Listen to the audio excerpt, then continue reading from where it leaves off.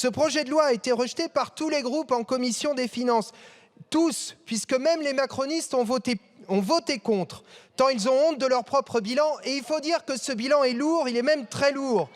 Un trou énorme a été creusé depuis des années dans le budget de l'État, à coups de cadeaux fiscaux divers et variés. Et dans ce domaine, vous êtes très inventifs.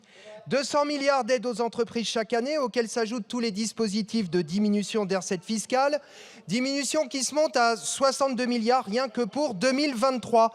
Tout ça au bénéfice des plus fortunés. Alors, un exemple, la niche fiscale sur le fret maritime, 5,6 milliards, excusez du peu, qui bénéficie par exemple, et en particulier à CMA CGM, dont les profits ont explosé ces dernières années.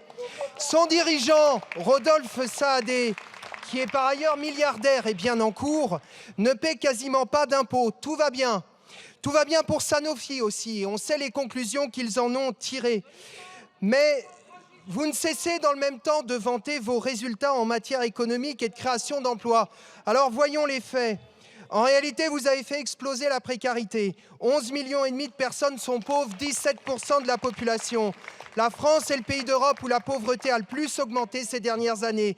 Un exemple à mettre en regard de la situation des plus fortunés que votre politique enrichit. Il s'agit d'une dame de ma circonscription, à Clichy-sous-Bois, qui accessoirement est la ville la plus pauvre de Seine-Saint-Denis. Elle travaille et elle élève seule ses 4 enfants. Elle n'a pas de logement, parce que dans ce département, il y a 200 000 demandes de logement qui ne sont pas satisfaites.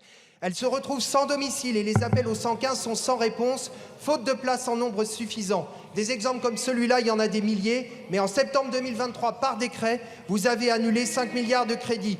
Cette politique conduit au désastre.